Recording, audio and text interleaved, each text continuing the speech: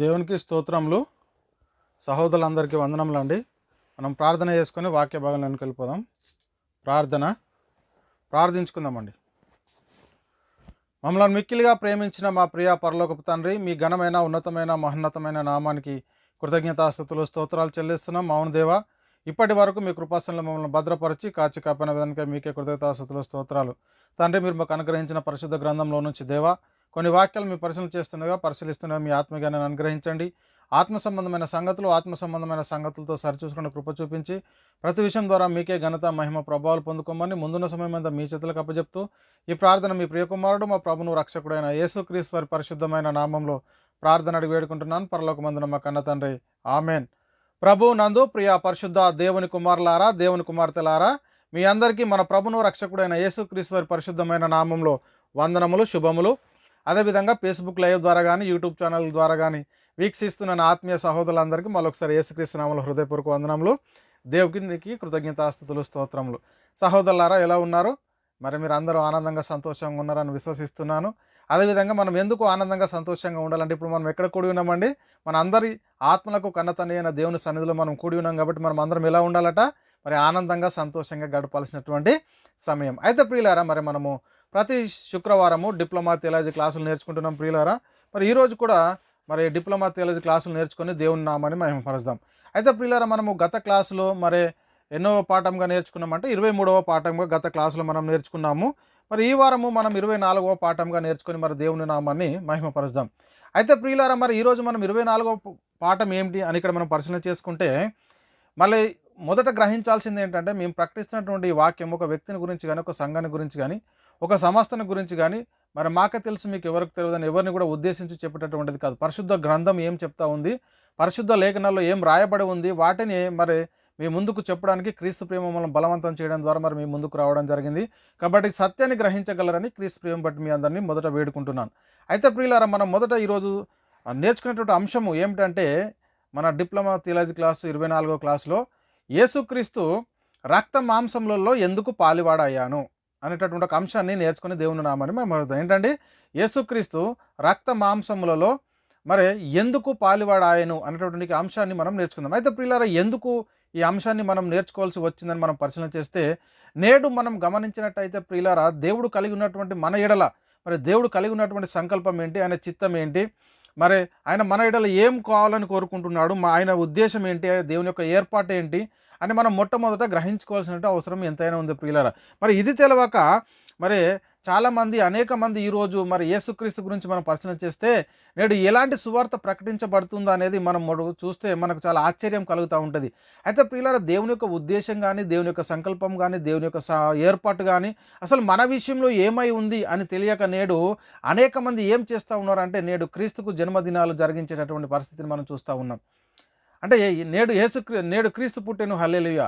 అసలు నేడు మనం పొందుకోవాల్సింది ఏంటి, మనం గ్రహించాల్సింది ఏంటి, ఒక క్రైస్తవుని యొక్క నిరీక్షణ ఏంటి ఈ రోజుల్లో? ప్రియులారా, యేసుక్రీస్తు వారు రెండో రాకడ కొరకు నిరీక్షిస్తున్నటువంటి మనతో మరి సాతాను అపవాది ఏం జరిగిస్తూ ఉన్నాడు అనేది మనం మొట్టమొదట గ్రహించుకోవాల్సినటువంటి అవసరం ఎంతైనా ఉందో ప్రియులారా. ఎందుకు అనంటే, ఈరోజు చాలా సాతాను గాడు అయోమయ పరిస్థితుల్లో పడేశాడు. అసలు యేసుక్రీస్తు వారు ఈ లోకానికి రావాల్సినటువంటి పరిస్థితి ఎందుకు వచ్చింది, దేవుడు యేసుక్రీస్తు వారిని ఈ లోకానికి ఎందుకు పంపించాడని తెలియనటువంటి అయోమయ పరిస్థితులు అందరూ ఉన్నారు. అయితే ప్రియులారా, ఇక్కడ మనం పరిశీలన చేసుకుంటే, మరి యేసుక్రీస్తు వారి ఈ లోకానికి రావాల్సినటువంటి పరిస్థితి ఏంటి, మొట్టమొదట ఇది మనం తెలుసుకోవాల్సినటువంటి అవసరం ఎంతైనా ఉంది. అదేవిధంగా వచ్చినటువంటి ఆయన మరి రక్త మాంసంలోనే ఎందుకు పాలివాడయ్యాడు? యేసుక్రీస్తు వారి లోకానికి దేవుడు యేసుక్రీస్తు వారిని లోకానికి పంపించాడు కదా. వచ్చినటువంటి ఆయన రక్త మాంసముల్లో ఎందుకు పాలివాడయ్యాడు? ఇది మనం మొట్టమొదట గ్రహించుకోవాల్సినటువంటి అవసరం ఎంతైనా ఉంది ప్రియులారా. అయితే ఇక్కడ మనం పరిశీలన చేసుకుంటే, మొదట మూల వాక్యాన్ని చూసుకొని మనం వాక్య భాగంలోకి వెళ్ళిపోదామండి. హెబ్రీయులకు రాసిన పత్రిక 2వ అధ్యాయం 14-15 వర్షంలో మనం పరిశీలన చేస్తే ప్రియులారా, కాబట్టి ఆ పిల్లలు రక్త మాంసములు గలవారైనందున ఆ ప్రకారమే మరణం యొక్క బలం గలవారిని, అనగా అపవాదిని మరణం ద్వారా నశింపజేయుటకును, జీవిత కాలమంతయు మరణ భయం చేత దాస్యమునకు లోబడిన వారిని విడిపించుటకును ఆయన కూడా రక్త మాంసంలో పాలువాడాడు. ఎందుకు రక్త మాంసంలో పాలువాడాడు యేసుక్రీస్తు వారు? తండ్రి అయిన దేవుడు ఎందుకు ఈ లోకానికి యేసుక్రీస్తు వారిని పంపించాడు? ఇక్కడ మనం పరిశీలన చేస్తే ఇక్కడ ఏం రాయబడి ఉంది లేఖనంలో? ఆ పిల్లలు అంటే ఎవరు అంటే మనమే, రక్త మాంసం గలవారైనందున. మన దేహము ఎలాంటిదంటే రక్త మాంసములతో కూడినటువంటిది మన ఈ దేహము. కాబట్టి ఆ ప్రకారమే మరణము యొక్క బలము ఎవరికి ఉంది? మరణం యొక్క బలము అనేది మనం మొట్టమొదట గ్రహించుకోవాలి. మరణం యొక్క బలం గలవని అనగా అపవాదిని మరణము ద్వారా నశింపజేయుటకు జీవిత కాలమంతా ఎలా ఉన్నారట? జీవిత కాలమంతా మరణ భయము చేత చనిపోతే మరి మృతుల నుండి తిరిగి లేస్తారన్నటువంటి నిరీక్షణ కూడా లేనటువంటి పరిస్థితి. జీవిత కాలమంతయు మరణ భయము చేత దాస్యమునకు లోబడిన వారిని విడిపించుటకు ఆయన కూడా రక్త మాంసములలో పాలుపడాడు. అసలు యేసుక్రీస్తు వారు ఈ లోకానికి ఎందుకు వచ్చాడు, ఎందుకు రక్త మాంసంలో పాలువాడయ్యాడు అని తెలియనటువంటి అయోమయ పరిస్థితిలో ఉండి నేడు క్రీస్తును క్రీస్తుని గురించిన సువార్త ప్రకటిస్తూ ఉన్నారు అనేది మనం మొట్టమొదట గ్రహించుకోవాల్సిన అవసరం ఎంతైనా ఉంది ప్రియులరా. అయితే యేసుక్రీస్తు ఈ లోకానికి రాకముందు ఆయన కలిగి ఉన్నటువంటి మహిమ ఏంటి? యేసుక్రీస్తు వారు ఈ లోకానికి వచ్చినప్పుడే పుట్టాడా ఈ లోకంలో? అంతకుముందే ఉన్నాడా? ఈ లోకానికి రాకముందు క్రీస్తు కలిగి ఉన్నటువంటి మహిమ ఏంటి? ఆయన ఎక్కడున్నాడు అనేది కూడా తెలియనటువంటి పరిస్థితిలో ఉన్నారండి అనేక మంది. భయంకరమైన పరిస్థితి. ఇక్కడ మనం పరిశీలన చేస్తే ప్రియులారా, ఫిలిప్పీయులకు రాసిన పత్రిక 2వ అధ్యాయం 6 నుంచి 8 వచనాలు పరిశీలన చేస్తే ఇక్కడ అద్భుతంగా రాయబడి ఉంది. ఏంటంటే ఆయన దేవుని స్వరూపం కలిగిన వాడై చూడండి, ఆయన దేవుని స్వరూపం కలిగిన వాడై ఉండి దేవునితో సమానంగా ఉండుట విడిచిపెట్టకూడని భాగ్యం అని ఎంచుకొనలేదు. కానీ ఆయన దేవుని స్వరూపం గలవాడై ఉన్నాడు. రెండవది దేవునితో సమానంగా ఉండుట విడిచిపెట్టకూడని భాగ్యం అని ఆయన ఎంచుకొనలేదు. కానీ మనుష్యుని పోలికగా పుట్టి దాసుని స్వరూపం ధరించుకొని తన్ను తానే రిక్తునిగా చేసుకొని మరియు ఆయన ఆకారమందు మనుషుడిగా కనబడి మరణము పొందినంతగా అనగా శిలువ మరణం పొందినంతగా విధేయత చూపినవాడై తన్ను తానే తగ్గించుకోండి. ఎందుకు ఆయన అంతగా తగ్గించుకోవాల్సినటువంటి పరిస్థితి వచ్చింది? దేవుని స్వరూపం గలవాడై ఉండి దేవునితో సమానంగా ఉంటే విడిచిపెట్టకూడని భాగ్యమని ఆయన ఎంచుకోలేదట. ఎందుకు ఎంచుకోలేదు? ఎందుకు తన్ను తాను రిక్తునిగా చేసుకొని మరి ఈ లోకానికి వచ్చాడని ఎప్పుడైనా మనం గుర్తించగలిగామా? అసలు ఎందుకు వచ్చాడు యేసుక్రీస్తు అని తెలియనటువంటి అనేక అయోమయ పరిస్థితుల్లో అనేక మంది నేడు ఉన్నారు ప్రియులారా. క్రీస్తుని గురించి తెలియనటువంటి పరిస్థితుల్లో అనేకమైనటువంటి బోధలు జరుగుతూ ఉన్నాయి. అయితే ప్రియులారా, మరి ఎందుకు అంతటి మహిమను వదులుకొని యేసుక్రీస్తు వారు ఈ లోకానికి రావాల్సి వచ్చిందని ఎప్పుడైనా మన మైండ్లో ప్రశ్న తట్టిందా? ఎప్పుడైనా మనం ఆలోచించగలిగామా? అంతటి మహిమ దేవుని స్వరూపం గలవాడై ఉండి దేవునితో సమానంగా ఉండుట విడిచిపెట్టకూడని భాగ్యమని ఎంచుకోనలేదట. తను తాను రిక్తునిగా చేసుకొని మనుషుల పట్టు దాసుని స్వరూపం ధరించుకొని ఈ లోకానికి ఎందుకోసం వచ్చాడు అనేది మనం మొట్టమొదట గ్రహించుకోవాల్సిన అవసరం ఎంత ఉంది ప్రియులారా. అయితే ఆది అందు యేసుక్రీస్తు వారు ఎంతటి మహిమలో ఉన్నాడో తెలియనటువంటి పరిస్థితుల్లో యేసుక్రీస్తు వారు ఎప్పటివాడని తెలుసుకుంటున్నారు ఈ లోకంలో చాలామంది. యేసుక్రీస్తు వారు ఆది అందు ఎక్కడున్నాడు, ఆయన ఎప్పటి నుండి ఉన్నవాడు, ఇది కూడా తెలియనటువంటి అయోమయ పరిస్థితులు ఉన్నారండి. చూడండి, ఆయన ఆది అందు ఎక్కడున్నాడు? యోహాను సువార్త 1వ అధ్యాయం 1-2 వచనంలో చూస్తే మనం చాలా స్పష్టంగా మనకు కనబడుతుంది. ఆది అందు వాక్యం ఉండెను, వాక్యము దేవుని యొద్ద ఉండెను, వాక్యము దేవుడై ఉండెను. చూడండి, ఆది అందు వాక్యం ఉండెను, వాక్యం ఎక్కడుందట? దేవుని యొద్ద ఉండెను, వాక్యము దేవుడై ఉండెను. ఆయన ఆది అందు దేవుని యొద్ద ఉండెను, సమస్తము ఆయన మూలంగా కలిగెను. ఈ వచనాన్ని పట్టుకొని కొంతమంది మరి యేసుక్రీస్తు కూడా కుమారుడైన దేవుడు అంటే ఇద్దరు దేవుళ్ళా అంటాడు. ఇద్దరు వాక్యమైన దేవుడు దేవుని యొద్ద ఉండేనంటే ఇద్దరు దేవుళ్ళు కాదు, ఆయన కుమారుడైనటువంటి దేవుడు అంటే ఎక్కడ రాసి ఉందండి కుమారుడైనటువంటి దేవుడు అని చెప్పేటటువంటి అడిగేటటువంటి అమాయకులు కూడా ఉన్నటువంటి పరిస్థితి మనకు కనబడతా ఉంది. ఎందుకు అన్నాడు ప్రియులారు, ఇక్కడ ఆది అందు వాక్యం ఉండెను, వాక్యము దేవుని యొద్ద ఉండెను, వాక్యము దేవుడైన అంటే ఇక్కడ ఇద్దరు దేవుళ్ళు కనబడుతున్నారు. మనకి ఇద్దరు దేవుళ్ళ దేవుడు ఒక్కడే అని చెప్తుంది కదంటే మరి ఇది కూడా గ్రహించినటువంటి అమాయకులు ఉన్నారు. ఎందుకంటే ప్రియులారు, ఎందుకంటే ఇక్కడ మనం అదే యోహాను సువార్త 1వ అధ్యాయం 14వ వచనంలో మనం పరిశీలన చేస్తే ఆ వాక్యము దేవుని యొద్ద ఉన్నటువంటి వాక్యము, ఆ వాక్యము శరీరధారి అయి కృపాసత్య సంపూర్ణుడుగా మన మధ్య నివసించను, తండ్రి వలన కలిగిన అద్వితీయ కుమారుని మహిమ వల్ల మనము ఆయన మహిమను కనుగొను. ఎవరి వలన కలిగినాడు యేసుక్రీస్తు? తండ్రి వలన కలిగినటువంటి అద్వితీయ కుమారుడు. అక్కడ దేవుడని రాయబడి ఉండగానే ఇద్దరు దేవుళ్ళు కాదు, కుమారుడైనటువంటి దేవుడు. అసలు నీ మహిమ ఏంటో, క్రీస్తు సంఘంలో చేర్చబడినటువంటి నీ మహిమ ఏంటో నీకు అర్థమైతే మరి యేసుక్రీస్తు ఏ దేవుడో నీకు అర్థమవుతుంది. ఇది మనం చాలా జాగ్రత్తగా పరిశీలన చేసుకోవాల్సిన అవసరం ఎంతైనా ఉంది ప్రియులారా. ఇంకా మనం పరిశీలన చేసుకుంటే యేసుక్రీస్తు వారి లోకానికి రాకముందు ఆయన యొక్క మహిమ ఏంటంటే, నేనే అల్పయు ఒమేగాయు, మొదటి వాడను కడుపటి వాడను, ఆదియు అంతమై ఉన్నవాడనని చెప్తున్నటువంటి మాటలు కూడా మనకి ఇక్కడ కనబడుతున్నాయి. ప్రకటన గ్రంథము 22వ అధ్యాయం 13వ వచనంలో చాలా జాగ్రత్తగా లేఖనాన్ని పరిశీలన చేయాలి.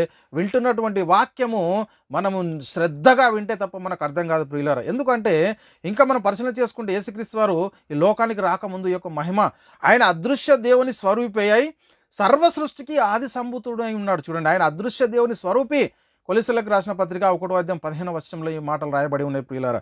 అదేవిధంగా మనం కొలస్సీయులకు రాసిన పత్రిక 1:15లో కూడా ఆయన అన్నిటికంటే ముందుగా ఉన్నవాడు, ఆయన సమస్తమునకు ఆధారభూతుడు. అసలు యేసుక్రీస్తు వారు ఈ లోకానికి రాకముందు ఎప్పటి నుంచి ఉన్నాడు, ఈ లోకం ఎప్పుడు ఏర్పడ్డది, ఆయన ఎప్పటి నుంచి ఉన్నాడో తెలియనటువంటి అమాయకులు ఉన్నారండి ఈ రోజులు.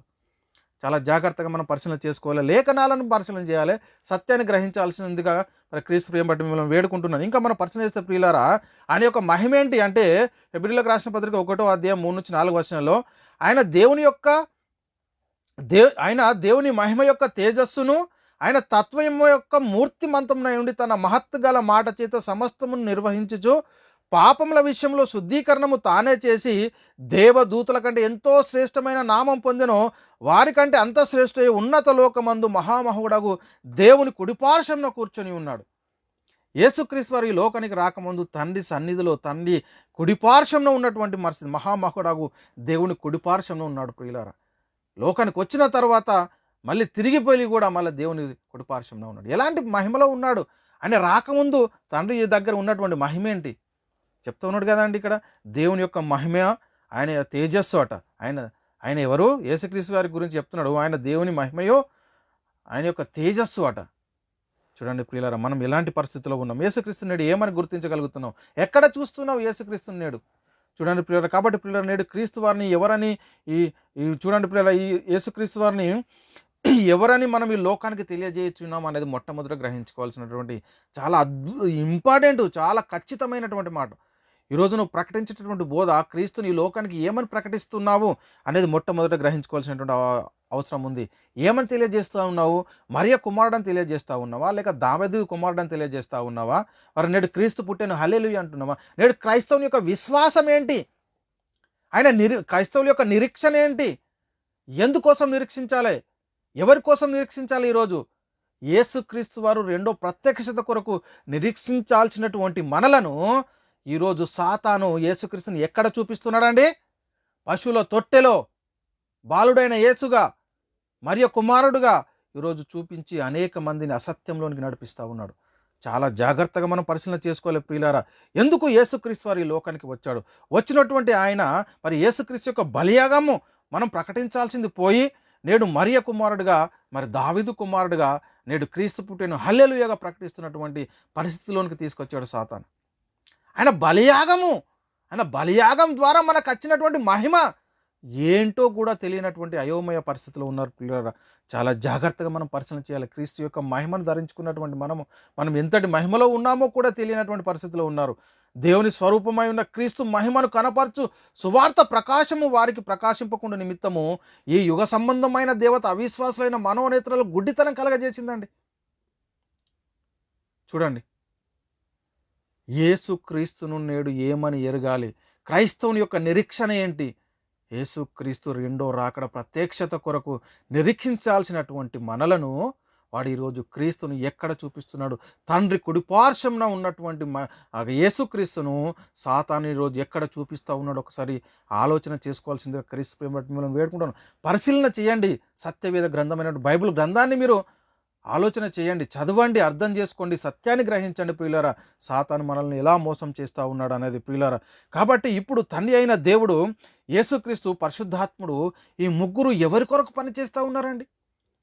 యేసుక్రీస్తు మన కోసం విజ్ఞాపన చేస్తూ ఉన్నాడు. పరిశుద్ధాత్ముడు ఈ లోకంలో మనల్ని సర్వసత్యంలో నడిపించడానికి ప్రయత్నం చేస్తూ ఉంటే నువ్వు ఏమని యేసుక్రీస్తుని ప్రకటిస్తూ ఉన్నావు? ఈరోజు ఎలాంటి పరిస్థితుల్లో ఉన్నారు? ఒకసారి పరిశీలన చేసుకోండి. జగత్తు పునాది వేయబడక మునిపే మనకు కుమారులుగా కావాలని దేవుని యొక్క సంకల్పం ఏదైతే ఉందో ఆ సంకల్పం కోసమే వీరు ముగ్గురు మన కోసం పనిచేస్తూ ఉన్నారు. తండ్రి అయిన దేవుడు, యేసుక్రీస్తు వారు, పరిశుద్ధాత్ముడు. దేవుని యొక్క అనాది సంకల్పం ఏంటి? తనకు అనేక మంది కుమారులు కావాలి. వారు ఎక్కడ ఉండాలి? తన ఎదుట పరిశుద్ధులుగాను నిర్దోషులుగాను ఉండవాలని జగత్తు పునాది వేయబడక మునిపే ప్రేమ చేత ఆయన క్రీస్తులో మనల్ని ఏర్పాటు చేసుకున్నటువంటి ఆయన, తనకు కుమారులుగా కావాలనుకున్నటువంటి ఆయన మరి ఈ లోకంలో ఆదామును మరి సృజించాడు, కలగజేశాడు. ఆదామును కన్నాడు. మరి దేవుడు ఆదామును కన్నటువంటి పరిస్థితుల్లో మనం పరిశీలన చేస్తే ఆదాము మరి ఏమైపోయాడు ప్రియులారా, ఏమైపోయాడు? ఇక్కడ దేవుని యొక్క సంకల్పం ఏంటని ఎఫెసీయులకు రాసిన పత్రిక 1:4-6 వచనంలో మనం పరిశీలిస్తే ప్రియులారా, 5వ వచనం నుంచి నేను చదువుతున్న 5వ వచనంలో, తన చిత్త ప్రకారమైన దయా సంకల్పం చొప్పున యేసుక్రీస్తు ద్వారా తనకు కుమారులుగా స్వీకరించుటకై మనల్ని ముందుగా తన కోసం నిర్ణయించుకొని మనం తన ఏట పరిశుద్ధంలో నిర్దోషమై ఉండవాలని జగత్తు పునాది వేయబడక మునిపే ప్రేమ చేత ఆయన క్రీస్తులో మనల్ని ఏర్పడుకున్నాడు. క్రీస్తులో మనల్ని ఏర్పరచుకున్నాడు గనుకనే మనం తప్పిపోయినటువంటి పరిస్థితుల్లో మళ్ళీ ఆ క్రీస్తునే మన కోసము బలిగాను అర్పణగాను అప్పగించడానికి దేవుడు ఈ లోకానికి క్రీస్తును పంపిస్తే నువ్వు ఈరోజు ఏం ఎరుగుతున్నావు క్రీస్తును అని యొక్క మహిమ ఏంటి, అని యొక్క బలియాగం ఏంటి అనేది ఈరోజు తెలియనటువంటి అయోమయ పరిస్థితులను తీసుకెళ్ళానండి సాతాను. కాబట్టి ప్రియులారా, యేసుక్రీస్తు వారు ఈ లోకానికి వచ్చి ఒక మాట చెప్తూ ఉన్నాడు. ఎందుకు వచ్చాడు నేను, ఎందుకు నా తండ్రి నన్ను పంపించాడంటే, నువ్వు నాకు ఇచ్చిన పనిని నేను సంపూర్ణంగా నెరవేర్చడానికి, భూమి మీద నిన్ను మహిమపరచడానికి ఈ లోకానికి వచ్చాను తండ్రి అని యోహాను సువార్త 17:4లో దేవునికి ప్రార్థన చేస్తూ ఉన్నాడు. యేసుక్రీస్తు వారు వచ్చినటువంటి ఆయన, యేసుక్రీస్తు వారు ఎందుకు రక్త మాంసంలో పాలువాడయ్యాడంటే, దేవుడు ఆదామును కన్నాడు, ఆదాంకు ఒక ఆజ్ఞ ఇచ్చాడు. ఎందుకంటే నువ్వు దేవుడు నా కుమారుడుగా ఉండాలంటే, నిన్ను కన్నాను కాబట్టి నువ్వు నా కుమారుడుగా ఉండాలంటే నువ్వు చేయాల్సిందల్లా ఒకటే, నేను ఒక ఆజ్ఞ ఇస్తున్నాను, ఈ ఆజ్ఞను అనుసరించి జీవించినంత కాలము నువ్వు నాకు కుమారుడుగా ఉంటావు, నేను నీకు తండ్రిగా ఉంటాను, నేను నీకు దేవుడుగా ఉంటాను అని చెప్తున్నటువంటి మాటలు దేవుడు ఆదాంకు అనుగ్రహించాడండి. ఆయనకు ఒక ఆజ్ఞ ఇచ్చాడు, ఏదోను తోటలో ఉంచాడు. ఏదోను తోటలో ఉన్నటువంటి జీవవృక్ష ఫలం ఉన్నాయి, నిరభ్యంతరంగా తిను. ఆహారానికి సంబంధించిన వృక్ష ఫలంలో ఉన్నాయి, నిరభ్యంతరంగా తిను. కానీ ఈ తోట మధ్యలో ఉన్నటువంటి మంచి చెడ్డలు తెలియని వృక్ష ఫలం నువ్వు తినకూడదు, వాటిని తిను దినంలో నువ్వు నిశ్చయంగా చచ్చదమని నరునికి ఆజ్ఞాపించాడు. పిల్లలు ఆజ్ఞాపించినటువంటి ఆ పరిస్థితుల్లో ఏంటి అంటే, ఎలా చచ్చిపోతావు అంటే దేని గురించి చెప్పాడంటే, శరీర సంబంధమైన మరణము కాదు కానీ ఆత్మ సంబంధమైనటువంటి, అంటే దేవునికి నిత్య ఎడబాటు కలిగేటటువంటి పరిస్థితిని గురించి అక్కడ దేవుడు ఆదాంకు ఆజ్ఞ ఇచ్చాడు. ఇచ్చినటువంటి ఆజ్ఞను మరి అనాది కాలం, కొద్ది కాలంలోనే ఏం చేశాడంటే సాతాను ద్వారా దేవుడు, ఇక్కడ లోకంలో మనం చాలా జాగ్రత్తగా మనం పరిశీలన చేస్తే రెండు శబ్దాలు మనకు వినబెడతా ఉన్నాయి. ఒకటేమో దేవుని శబ్దము, రెండవది అపవాది శబ్దము. మొదటిది దేవుని స్వరము, రెండవది అపవాది స్వరము. ఏ స్వరాన్ని నువ్వు వింటున్నావో ఆ స్వరానికి దాసుడయ్యేటటువంటి పరిస్థితి ప్రియులారా. ఎందుకనంటే సాతాను మాట విన్నాడు, సాతానుకు లోబడిపోయాడు. సాతానుకు లోబడిపోయి ఏమైపోయాడు, నిత్య నరకానికి వారసుడైపోయాడు ఆదాము. ఎప్పుడైతే దేవుని ఆజ్ఞను అతిక్రమించాడో ఆదాము ఏం పోడగొట్టుకున్నాడంటే, దేవుని యొక్క మహిమ, దేవుని యొక్క కుమారత్వము, దేవుని యొక్క సన్నిధిలో నుండి తొలగిపోయేటటువంటి పరిస్థితిని. అలాంటి పరిస్థితుల్లో మళ్ళీ తన కుమారులుగా స్వీకరించుటకై దేవుడు ఏదైతే జగత్తు పునాది వేయబడక మునుపు క్రీస్తులో ఏర్పరచుకున్నాడో ఆ క్రీస్తుని మన కోసం మళ్ళీ బలిగాను అర్పణగాను అప్పగించడానికి ఈ లోకానికి పంపించాడండి. దేవుని యొక్క సంకల్పం చూడండి. తప్పిపోయినటువంటి మనల్ని తిరిగి తన కుమారులుగా చేసుకోవాలని దేవుడు మళ్ళీ తన కుమారుణ్ణి ఈ లోకానికి పంపించి మన కోసం తాను బలిగాను అర్పణగాను అప్పగించితే మనం ఈరోజు ఏం గుర్తించగలుగుతున్నాం? క్రీస్తు యొక్క మహిమ, క్రీస్తు ఎందుకు ఆయన యొక్క బలియాగాన్ని మనము ఎలా గుర్తించగలుగుతా ఉన్నాం ప్రియులారా? శరీరం, అందుకే చెప్తున్నాడు లేఖలు ఏం చెప్తున్నాయంటే, శరీరాన్ని అనుసరింపక ఆత్మను అనుసరించి నడుచుకొని మన యందు ధర్మశాస్త్ర సంబంధమైన నీతి విధి నెరవేర్చబడాలని పాప పరిహారం నిమిత్తము దేవుడు తన సొంత కుమారుణ్ణి పాప శరీరాకారంతో పంపి ఆయన శరీరమందు పాపమునకు శిక్ష విధించాడు. ఆయన శరీరమందు పాపమునకు శిక్ష విధించాడు. మనల్ని నిత్య నరకం నుండి నిత్య జీవానికి మళ్ళించడానికి. ఎందుకు? దేవుని యొక్క సంకల్పం ఏంటి? క్రీస్తులో తనకు అనేక మంది కుమారులు కావాలనుకున్నాడు. వారు తన ఎదుట పరిశుద్ధులుగా, నిర్దోషులుగా తన సన్నిధిలో ఉండాలని కోరుకున్నాడు. తప్పిపోయినటువంటి పరిస్థితుల్లో కూడా మళ్ళీ అదే క్రీస్తును మన కోసము ఈ లోకానికి పంపించి తాను బలిగా అర్పణగా అప్పగించుకునేలాగా చేశాడు. చూడండి ప్రియులారా, దేవుడు ఎంతగా నిన్ను ప్రేమించాడు అనేది ఒకసారి మనమే పరిశీలన చేసుకోవాల్సిన అవసరం ఎంతైనా ఉంది. ఈ మాటలు రోమిలకు రాసిన పత్రిక 8:3-4 వచనాల్లో రాయబడి ఉన్నాయి ప్రియులారా. అదేవిధంగా మనం పరిశీలన చేసుకుంటే, కాబట్టి ఇప్పుడు చెప్పండి, యేసుక్రీస్తు వారు శరీరధారిగా ఈ లోకానికి ఎందుకు వచ్చాడు ప్రియులారా? ఎందుకు వచ్చాడు? రక్త మాంసంలో ఎందుకు పాలువాడయ్యాడు? ఇది మనం మొట్టమొదట గ్రహించుకోవాల్సిన అవసరం ఎంతైనా ఉంది. ఎందుకు ఆయన రావాల్సి వచ్చింది? వచ్చినటువంటి ఆయన ఎందుకు ఈ రక్త మాంసంలో పాలువాడు కావాల్సి వచ్చింది? అర్థమైందా? ఎందుకు అంటే, పోగొట్టుకున్నటువంటి దైవ కుమారత్వాన్ని, పోగొట్టుకున్నటువంటి నిత్య జీవాన్ని తిరిగి మళ్ళీ మనకు అనుగ్రహించడానికి దేవుడు తన సొంత కుమారుణ్ణి పాప శరీరాకారంతో ఈ లోకానికి పంపి ఆయన శరీరమందు పాపమునకు శిక్ష విధించాడు. ఏ పాపం చేయలేదు ఆయన, మన కోసం కేవలం. చూడండి ఎలాంటి పరిస్థితులు ఉన్నాం. జీవిత కాలం అంతయు మరణ భయము చేత దాస్యమునకు లోబడిన వారిని విడిపించుటకు. జీవిత కాలం అంతా చనిపోతే ఏమైపోతారో తెలియదు, మృతులు లేస్తారన్నటువంటి నిరీక్షణ లేదు. జీవితకాలం అంతా మరణ భయంతో బ్రతుకుతున్నటువంటి మనలను తిరిగి మళ్ళీ తన కుమారులుగా తన సన్నిధిలో నిలబెట్టుకున్నట్టుకై తండ్రి తన కుమారుణ్ణి లోకానికి పంపాడు. ఏం అర్థమవుతుంది క్రీస్తు బలియాగంలో మనకు? దేవుడు ఇవి చూస్తూ ఎంత బాధపడుతూ ఉంటాడండి. క్రైస్తవుని యొక్క నిరీక్షణనే నుండి తొలగించాడు సాతాను. ఈరోజు మన నిరీక్షణ ఏంటి? క్రీస్తు రెండో రాకడ కొరకు కనిపెట్టాల్సినటువంటిది మనది పోయి నేడు క్రీస్తుని ఎక్కడ చూపిస్తున్నాడండి? పశువుల పాకలో చూపిస్తూ ఉన్నాడు. బాలుడైన యేసుగా చూపిస్తున్నాడు. దావీదు కుమారుడైనటువంటి యేసుగా చూపిస్తూ ఉన్నాడు. మృతులో నుండి తిరిగి లేచడం వలన పరిశుద్ధమైన ఆత్మను బట్టి దేవుని కుమారుడుగా ప్రభావముతో నిరూపించుకున్నటువంటి కాలంలో ఉన్నటువంటి మనల్ని ఇప్పుడు క్రీస్తును మనకు ఏ విధంగా తెలియజేస్తూ ఉన్నాడు చూడండి. సాతాను ఏం ప్రకటిస్తూ ఉన్నారు ఒకసారి పరిశీలన చేసుకోండి. ఎఫెసీయులకు రాసిన పత్రిక 5వ అధ్యాయం 2వ వచనంలో క్రీస్తు మిమ్మల్ని ప్రేమించి పరిమళ వాసనగా ఉండుటకు మన కొరకు తన్ను తాను దేవునికి అర్పణగాను బలిగాను అప్పగించుకున్నాను, అలాగనే మీరు ప్రేమ కలిగి. క్రీస్తు మనల్ని ప్రేమించి పరిమళ వాసనగా దేవునికి ఉండుటకై తన ఎదుట తన సన్నిధిలో పరిశుద్ధులుగా నిర్దోషులుగా ఉండాలని మన కొరకు తన్ను తాను దేవునికి అర్పణగాను బలిగాను అప్పగించుకున్నాడు. ప్రియులారా, అప్పగించుకున్నాడు. ఇంకా మనం పరిశీలన చేస్తే దేవుడు క్రీస్తుని ఎందుకు లోకానికి పంపించాడు అంటే కొలస్సీయులకు రాసిన పత్రిక 1:22లో తన సన్నిధిని పరిశుద్ధులుగాను నిర్దోషులుగాను నిరపరాధులుగాను నిలబెట్టుటకు ఆయన మాంసయుక్తమైన దేహమందు మరణం వల్ల ఇప్పుడు మిమ్మల్ని సమాధానపరచని. ఎందుకు యేసుక్రీస్తు లోకానికి రావాల్సి వచ్చింది? ఎందుకు ఆయన రక్త మాంసంలో పాలివాడుగా కావాల్సి వచ్చింది? ఎందుకు ఆయన మరియ కుమారుడుగా దావీదు కుమారుడుగా మరి ఈ లోకంలో మరి ప్రవేశించాడు? వచ్చాడు. ఆయన పుట్టలేదు, ఇక్కడ లోకానికి పంపబడ్డాడు. వచ్చినటువంటి ఆయన ఎప్పటి నుంచి ఉన్నాడో తెలియనటువంటి పరిస్థితుల్లో ఉన్నారు ఈరోజు అనేక మంది. ఆయన యొక్క మహిమ ఏంటో తెలియదు, ఆయన ఎందుకు వచ్చాడో తెలియదు, దేవుని యొక్క చిత్తం ఏంటి, ప్రణాళిక ఏంటి, ఆయన యొక్క ఏర్పాటు ఏంటి, అది కూడా తెలియనటువంటి అయోమయ పరిస్థితుల్లోకి తీసుకెళ్లాడు సాతాను. కాబట్టి ప్రియులారా, మనం ఎవరమంటే భూమి మీద దేవుని కుటుంబంలో చేర్చబడిన వారము, ఆ దేవుని కుమారులము. దేవుని కుటుంబము ఎక్కడెక్కడ విస్తరించబడి ఉందంటే 2 స్థలాల్లో విస్తరించబడి ఉంది. మొదటి కుటుంబం ఎక్కడుంది అని అంటే పరలోకంలో ఉంది. ఆ పరలోకంలో దేవుని కుటుంబ సభ్యులు ఎవరు అంటే తండ్రి అయిన దేవుడు, యేసుక్రీస్తు, పరిశుద్ధాత్ముడు. మరి భూమి మీద నేడు ఏది దేవుని కుటుంబము అంటే ప్రియులారా, నేడు క్రీస్తును శిరస్సుగా కలిగినటువంటి సంఘం ఏదైతే ఉందో అదే దేవుని కుటుంబం. అందుకే దేవుని కుటుంబము 2 స్థలాల్లో విస్తరించబడి ఉంది. 2 స్థలాల్లో ఉన్నటువంటి దేవుని కుటుంబానికి దేవుడెవరు, తండ్రి ఎవరంటే తండ్రి అయిన దేవుడే ఈ 2 కుటుంబాలకు తండ్రి దేవుడు అనేది మనం మొట్టమొదట గ్రహించుకోవాల్సినటువంటి పరిస్థితి ప్రియులరా. అందులో ప్రియులరా మనం చాలా జాగ్రత్తగా మనం పరిశీలన చేసుకోవాల్సిన అవసరం అయితే ఉంది. అందుకే పౌలు గారు ఒక మాట చెప్తాడు. ఎఫెసీయులకు రాసిన పత్రిక, అపోస్తలుడైన పౌలు గారు ఎఫెసీయులకు రాసిన పత్రిక 3వ అధ్యాయం 14వ వచనంలో ఈ హేతు చేత పరలోకమందును భూమి మీదను ఉన్న ప్రతి కుటుంబము ఏ తండ్రిని బట్టి కుటుంబం అని పిలువబడుతుందో ఆ తండ్రి ఎదుట నేను మోకాల్లోని పరలోకంలో ఒక కుటుంబం ఉంది, భూమి మీద ఒక కుటుంబం ఉంది. ఈ కుటుంబం ఎదుట నేను మోకాళ్ళున్నాను అంటున్నాడు పౌలు గారు. చూడండి, దేవుని కుటుంబము 2 స్థలాల్లో విస్తరించబడి ఉంది ప్రియులారా. ఈ 2 స్థలాల్లో విస్తరించబడినటువంటి దేవుని కుటుంబంలో సభ్యులం ఎవరము? ఎందుకు తండ్రి అయిన దేవుడు యేసుక్రీస్తు వారు పరిశుద్ధాత్ముడు నిరాగారంగా ఎందుకోసము నీ కోసం పనిచేస్తూ ఉన్నాడు. ఒక క్షణమైనటువంటి తీరిక లేక నీ కోసము నా కోసము ఎందుకు అంటే దేవుని యొక్క సంకల్పము. తనకు కుమారులుగా కావాలనుకున్నాడు. జగత్తు పునాది వేయబడక మునిపే ఆ సంకల్ప ప్రకారమే యేసుక్రీస్తు వారిని లోకానికి పంపించాడు ప్రియులారా.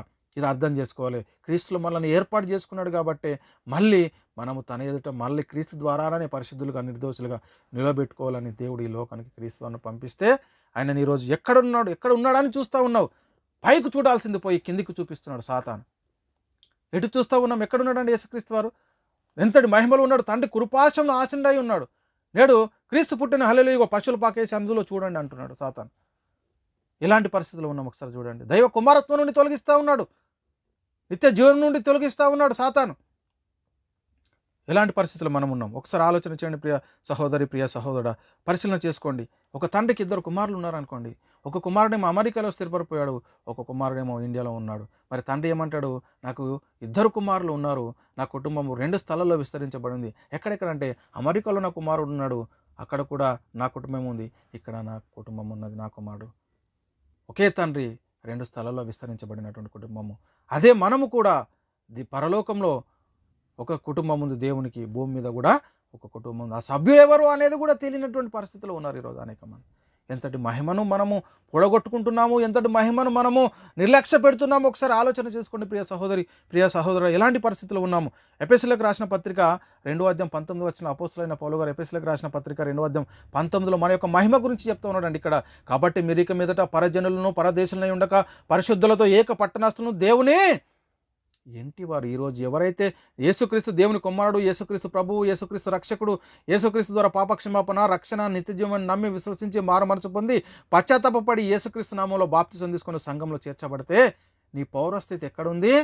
పరలోకంలో ఉంది. అదే చెప్తున్నాడండి. కాబట్టి మీరు ఇక మీదట పరజనులను పరదేశులనై ఉండక పరిశుద్ధులతో ఏక పట్టణస్థులు దేవుని ఇంటివారు, క్రీస్తును శిరస్సుగా కలిగినటువంటి సంఘంలో చేర్చబడిన వారి యొక్క మహిమ, దేవుని కుటుంబ సభ్యులు, దేవుని ఇంటి వారము. ప్రియులారా, ఎంతటి గొప్ప మహిమను మనకు తెలియకుండా సాతాను మోసగిస్తూ ఉన్నాడు. చాలా జాగ్రత్త.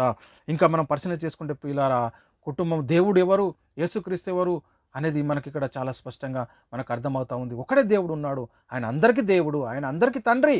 యేసుక్రీస్తు కూడా తండ్రి, యేసుక్రీస్తు కూడా దేవుడు, పరిశుద్ధాత్మకు తండ్రి, పరిశుద్ధాత్మకు దేవుడు.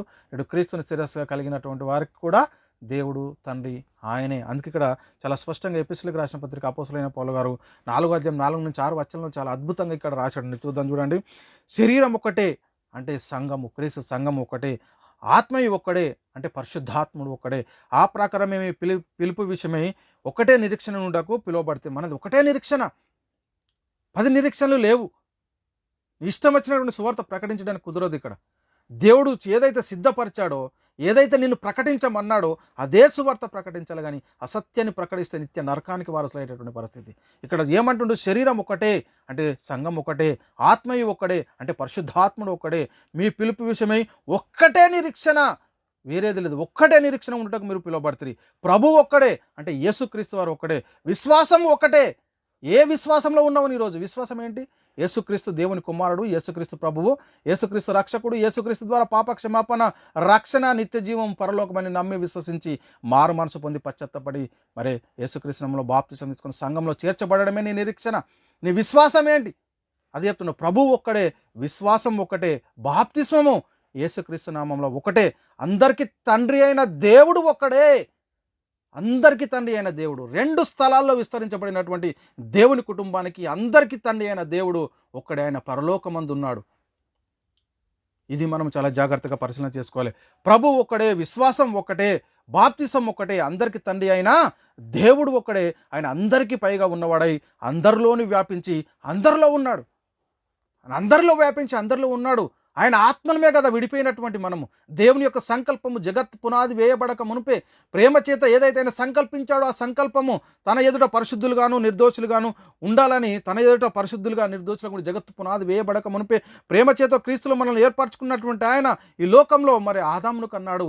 ఆదామును కన్న తర్వాత ఆదాము నుండి మరి ప్రతి జాతి మనుషుడు లోకంలో ప్రవేశించినటువంటి పరిస్థితుల్లో ఆదాముకు దేవుడు ఇచ్చినటువంటి ఆజ్ఞను అతిక్రమించడం ద్వారా దైవ కుమారత్వాన్ని పొడగొట్టినటువంటి ఆదాము అలా వచ్చిన తర్వాత సంతతి మొత్తం ఏమైందంటే మరి ఏ భేదము లేదు, అందరూ పాపం చేసి దేవుడు అనుగ్రహించి మహిమను పొందలేకపోతున్నారు. అలాంటి పరిస్థితుల్లో దేవుడు తన కుమారులుగా చేసుకున్నందుకు తన ఎదుట పరిశుద్ధులుగా నిర్దోషులుగా ఉండాలని దేవుని యొక్క అనాది సంకల్ప ప్రకారం, ఆయన ప్రణాళిక ప్రకారము ఎవరిలోనైతే క్రీస్తులో ఏర్పాటు చేసుకున్నాడో మళ్ళీ ఆ క్రీస్తు ద్వారానే మళ్ళీ తన కుమారులుగా కావాలని దేవుడు సొంత కుమారుడైనటువంటి యేసుక్రీస్తు వారిని పాప శరీరాకారంతో ఈ లోకానికి పంపి ఆయన శరీరం మందు పాపానికి శిక్ష విధించి మనల్ని నిత్య జీవానికి వారసులుగా చేస్తే యేసుక్రీస్తు వారు రక్తమాంసంలో ఎందుకు పాలివాడు కావాల్సి వచ్చిందో, ఎందుకు ఈ లోకానికి వచ్చిందో తెలియనటువంటి అయోమయ బోధకులు బోధిస్తూ ఉన్నారు. అయమైనటువంటి పరిస్థితిలో ఉన్నారు. ఎందుకు సత్యాన్ని గ్రహించలేకపోతున్నారంటే మన మనోనేత్రాలు వెలిగింపబడట్లేదు కాబట్టి. ఎందుకు వెలిగింపబడట్లేదంటే తీసుకున్నటువంటి బాప్తిసము సరైనది కాదు కాబట్టి నీకు ఈరోజు క్రీస్తు యొక్క మహిమ ఏంటో అర్థం కావట్లేదు ప్రియులారా. ఎందుకనంటే ప్రియులారా, మనం పరిశీలన చేస్తే, ఇంకా దేవుని గురించి పరిశీలన చేస్తే అపోస్తలుడైన పౌలు గారు కొరింథీయులకు రాసిన మొదటి పత్రిక 8:6 ఆకాశం అందైనను భూమి మీదనైనను దేవతలు అన్నబడినవి ఉన్నను మనకు ఒక్కడే దేవుడు ఉన్నాడు, ఆయన తండ్రి, మన అందరికీ తండ్రి. పరలోకమున్న కుటుంబానికి భూమి మీద ఉన్న కుటుంబానికి తండ్రి ఒక్కడే అందుకే మనకు ఒక్కడే దేవుడు ఉన్నాడు, ఆయన తండ్రి. ఆయన నుండి సమస్తం కలిగెను. సమస్తము తండ్రి నుండి యేసుక్రీస్తు పరిశుద్ధాత్ముడు మనము అందరము తండ్రి నుంచే వచ్చాము ప్రియులారా. ఆదాం తర్వాత మనం అందరం తండ్రి నుంచే విడిపోయినటువంటి ఆత్మలము. గుర్తించగలుగుతా ఉన్నావా? ఇలాంటి పరిస్థితుల్లో ఉన్నావు. ఆయన తండ్రి ఆయన నుండి సమస్తం కలిగిన ఆయన నిమిత్తము మనం ఉన్నాము. మరియు మనకు ప్రభువు ఒక్కడే, ఆయన యేసుక్రీస్తు చూడండి మన ప్రభు ఎవరండి? తండ్రి అయిన దేవుడు ఉన్నాడు, యేసుక్రీస్తు ఉన్నాడు. ఈరోజు ఎవరు దేవుడో, ఎవరు ప్రభువో, ఎవరు కుమారుడో తెలియనటువంటి అయోమయ పరిస్థితుల్లో ఉండడమే కాకుండా బోధిస్తున్నటువంటి బోధకులు కూడా తెలియదు మరి దేవుడు ఎవరో. చాలామందికి దేవుడు ఎవరో తెలియదు, యేసుక్రీస్తు ఎవరో తెలియదు, మనం ఎవరమో, మన మహిమ ఏంటో కూడా తెలియదు. ఇలాంటి పరిస్థితులను ఒకసారి ఆలోచన చేయండి. ఆయన మరియు మనకు ప్రభు ఒక్కడే, ఆయన యేసుక్రీస్తు, ఆయన ద్వారా సమస్తం కలిగను, మనము ఆయన ద్వారా కలిగిన వారం. అర్థమవుతుందా అండి? దేవుని యొక్క ప్రణాళిక, దేవుని యొక్క సంకల్పము, దేవుని యొక్క ఏర్పాటు. క్రీస్తుని లోకానికి ఎందుకు మన కోసం ఆయన మన పాపం చేశాడా? నిర్దోషి నిష్కలంకులు పాపంలో చేరక ప్రత్యేకంగా ఉన్నవాడు మరి ఆయనని ఎందుకోసము మన కోసము ఈ లోకానికి పంపించాడు? ఆయన ఉన్నటువంటి మహిమ ఏంటి? దేవుని యొక్క స్వరూపం గలవాడై ఉండి దేవునితో సమానంగా ఉంటే విడిచిపెట్టకుండా భాగ్యమని ఎంచుకోలేదు. మన కోసం తన్ను తాను మరి రిక్తిగా చేసుకుని దాసుని స్వరూపం ధరించాడు అని శిల్వ మరణ పొందినంత విధేయగా చూపించాడు. మన కోసం తను అర్పణగాను బలిగాను అప్పగించుకున్నాడు. ఎందుకు రావాల్సి వచ్చింది? ఈరోజు నువ్వు ఎక్కడ చూస్తున్నావు? పరలోకమందు తండ్రి కుడిపార్శ్వం ఆసీనుడు ఉన్నటువంటి క్రీస్తును చూస్తూ ఉన్నావా? లేక బాలుడైన క్రీస్తున పశువుల తొట్టెలో అక్కడ చూస్తూ ఉన్నావా? మరియ కుమారుడుగా చూస్తూ ఉన్నావా? దావీదు కుమారుడుగా చూస్తూ ఉన్నావా? ఎక్కడ ఉన్నావు నువ్వు? నీ విశ్వాసం ఏంటి? ఈరోజు క్రీస్తు రెండో రాకడ కోసం, ప్రత్యక్షత కోసం నిరీక్షించాల్సినటువంటి నీవు ఎలాంటి పరిస్థితిలో ఉన్నావు? మృతులలో నుండి తిరిగి లేచడం వలన పరిశుద్ధమైనటువంటి ఆత్మను బట్టి దేవుని కుమారుడుగా ప్రభావంతో నిరూపించుకున్నటువంటి కాలంలో ఉన్నటువంటి మనల్ని సాతాను ఎక్కడ చూపిస్తూ ఉన్నాడండి క్రీస్తుని? ఈరోజు ఎంత భయంకరమైన భ్రష్టత్వంలోకి తీసుకెళ్తున్నాడు ఆలోచన చేయండి. వింటున్నటువంటి ప్రియ సహోదరి, ప్రియ సహోదరుడా, ఒకసారి మనల్ని మనమే తెలుసుకోవాలి. మన మనోనేత్ర వెలిగింపబడపోతే, ఇంకా కూడా మనం కన్నులు తెరవకపోతే మనల్ని ఎవరు కూడా రక్షించలేరు. ఎంత భయంకరమైన పరిస్థితి ఒకసారి ఆలోచన చేయండి ప్రియులారా. మరియు అందుకే ప్రియులారా, మన తండ్రి ఎవరు? ఆత్మలను కన్న తండ్రి. అర్థమవుతూ ఉందా? తండ్రి అయిన దేవుడు. అందుకే ఇక్కడ చెప్తున్నాడు హెబ్రీయులకు రాసిన పత్రిక 12వ అధ్యాయం 9వ వచనంలో, మరియు శరీర సంబంధులైన తండ్రులు మనకు శిక్షకులై ఉండరు, వారి అందు భయభక్తులు కలిగి ఉంటుంది, అట్లయితే ఆత్మలకు తండ్రి అయిన వానికి మరీ ఎక్కువగా లోపడి బ్రతకవాలని కదా. తండ్రి యొక్క చిత్తం ఏంటి? తండ్రి యొక్క ఆలోచన ఏంటి? తండ్రి యొక్క ఏర్పాటు ఏంటి? దేవుని యొక్క ఉద్దేశం ఏంటి? మరి గుర్తించగలుగుతున్నామా? ఆయనకు లోబడతా ఉన్నామా? మరీ ఎక్కువగా లోబడి బ్రతకాలని చెప్తా ఉంటే బ్రతుకుతా ఉన్నామా? ఏం ప్రకటిస్తూ ఉన్నారండి క్రీస్తుని గురించి? ఆయన ఎవరు కుమారుడని ప్రకటిస్తూ ఉన్నారు? ఎలాంటి పరిస్థితిలో ఉన్నారు? ఒకసారి పరిశీలన చేసుకోవాల్సిన అవసరం ఎంతనే ఉంది. యోహాను సువార్త 20వ అధ్యాయం 17వ వచనంలో యేసుక్రీస్తు ఒక మాట చెప్తున్నాడండి. నాకు తండ్రి ఎవరు? మీకు తండ్రి ఆయనే. నాకు దేవుడు ఎవరు? ఆయనే మీకు దేవుడు. చూడండి, నేను తండ్రి దగ్గరికి వెళ్ళిపోతా ఉన్నాను, నేను మళ్ళీ వస్తా, వచ్చి మిమ్మల్ని తీసుకెళ్తా అని చెప్తా ఉంటే ఇప్పుడు ఎక్కడ చూపిస్తున్నాడు సాతాను? పశువులతో ఇప్పుడు పుట్టినట్టుగా చూపిస్తా ఉన్నాడు. ఆయన పుట్టాడా, వచ్చాడా ఈ లోకానికి? ఎందుకు రక్తమాంసంలో పాలుపడాడో తెలియనటువంటి పరిస్థితులు ఉన్నది. ఎంత భయంకరం ఒకసారి ఆలోచన చేయండి.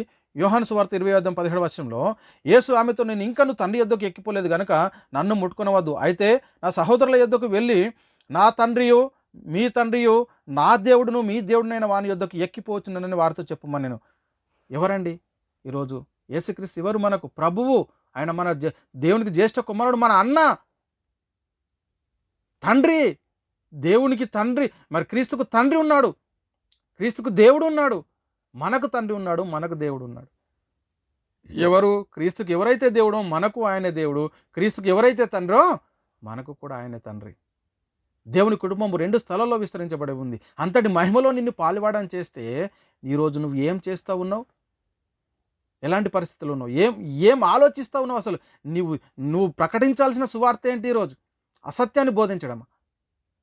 సత్య సువార్తను ప్రకటించి అనేక మంది ఆత్మలను నిత్య జీవానికి తీసుకెళ్లాల్సింది పోయి అనేక మందిని నిత్య నరకం వైపు నడిపిస్తూ ఉన్నాడు సాతాను. ఎలాంటి పరిస్థితుల్లో వాక్యాన్ని బోధిస్తూ ఉన్నారు? ఎందుకు వచ్చాడు ఈ లోకానికి యేసుక్రీస్తు? కావున ప్రజల పాపమునకు పరిహారం కలుగజేయటకై దేవుని సంబంధమైన కార్యములలో కనికరమును నమ్మకం గల ప్రధాన యాజకుడగు నిమిత్తము అన్ని విషయంలో ఆయన తన సహోదరుల వంటి కావాల్సి వచ్చింది. తన సహోదరుల వంటి వాడు ఎందుకు కావాల్సి వచ్చింది? దేవుని యొక్క సంకల్పము, దేవుని యొక్క ఏర్పాటు, ఆయన కార్యాలు ఏవైతే ఉన్నాయో వాటన్నిటిని జరిగించడానికి ఆయన ఈ లోకంలో రక్త మాంసములు గలవాడుగా ఈ లోకానికి వచ్చాడు. ప్రియులారా, హెబ్రీయులకు రాసిన పత్రిక 2:17లో, కావున ప్రజల పాపములకు పరిహారం కలుగజేయటకై మనల్ని పాపం నుండి విడిపించి నిత్య జీవానికి వారసులను చేయడానికై దేవుని సంబంధమైనటువంటి కార్యాలు. ఎందుకు? దేవుని యొక్క సంకల్పం జగత్తు పునాది వేయబడక మునిపే ఉన్నది. ఆ సంకల్ప ప్రకారంలోనే కనికరమును నమ్మకము గల ప్రధాన యాజకుడిగా ఈ లోకానికి వచ్చి మన నిమిత్తము అన్ని విషయంలో మరే తన సహోదరుల వంటి కావాల్సి వచ్చే రక్త మాంసాలను ధరించుకున్నాడు. నిర్దోషినిగా ఉన్నాడు, నిష్కలంకలో ఉన్నాడు, పాపలోకి చేరక ప్రత్యేకంగా ఉన్నాడు. మనల్ని ఆ మరణం యొక్క బలం గల వాణిని జయించాడు. మరి దేవునితో మనల్ని దేవుని ఎదుట నిలబెట్టాడు పరిశుద్ధులుగా నిర్దోషులుగా. అంతటి మహిమను మనకి ఇవ్వడానికి వస్తే ఆయన ఇప్పుడు తండ్రి కుడిపార్శ్వంలో ఆసీనుడై ఉంటే ఆ మీదికి చూడాల్సింది పోయి కిందికి మురికి గుంటలో చూపిస్తా ఉన్నాడా సాతాన్? ఎక్కడ ఉన్నావు నువ్వు? ఎలాంటి పరిస్థితిలో ఉన్నారు చూడండి ఒకసారి. ఎక్కడున్నారు ప్రియులారా? కొరింథీయులకు రాసిన 2వ పత్రిక 8:9 మీరు మన ప్రభు అయిన యేసుక్రీస్తు కృపను ఎరుగుదురు కదా, ఆయన ధనవంతుడై ఉండి మీరు తన దారిద్ర్యం వలన ధనవంతులు కావాలని మీ నిమిత్తం దరిద్రుడు ఆయన. ఎక్కడ చూపిస్తున్నారు ప్రియులారా? ఎందుకు వచ్చాడు యేసుక్రీస్తు ఈ లోకానికి? మీరు మన ప్రభు అయిన యేసుక్రీస్తు కృపను ఎరుగుదురు కదా అంటాడు. ఆయన ధనవంతుడైండి మీరు తన దారిద్ర్యం వలన ధనవంతులు కావాలని మన కోసం తాను రిక్తుడిగా చేసుకుని వచ్చాడు. పశువుల పాకలో, పశువుల తొట్టులో చూపిస్తూ ఉన్నాడు. ఏముందండి అక్కడ? ఎక్కడున్నాడు ప్రభు ఇప్పుడు? దేవుని కుడిపార్శ్వంలో ఆసీనుడై 3 లోకాల్లో మా అధికారం కలిగి ఉంటాయి. నేను ఎక్కడ చూపిస్తున్నావు ఈరోజు? ఎలాంటి పరిస్థితుల్లో ఉన్నారు?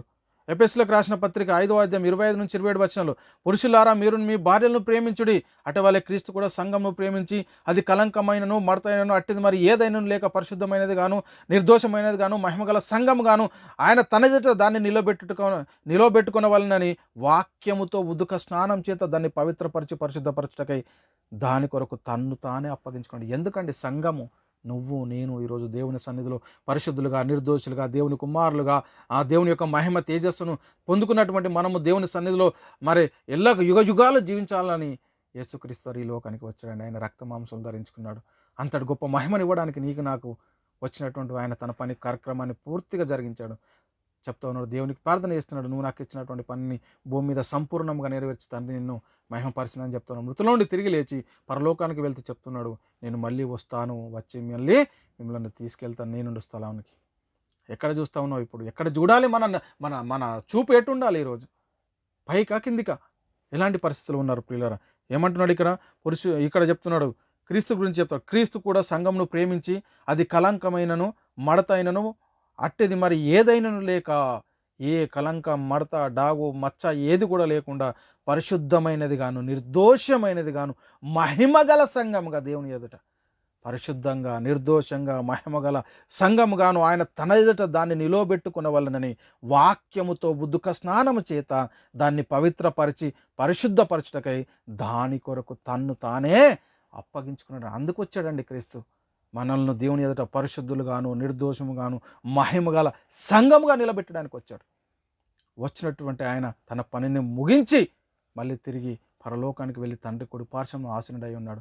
రెండో రాకడ రావడానికి సిద్ధంగా ఉన్నటువంటి పరిస్థితుల్లో మళ్ళీ ఎక్కడ చూపిస్తున్నావు? ఏంటి ఈరోజు సువార్త? ఏంటి?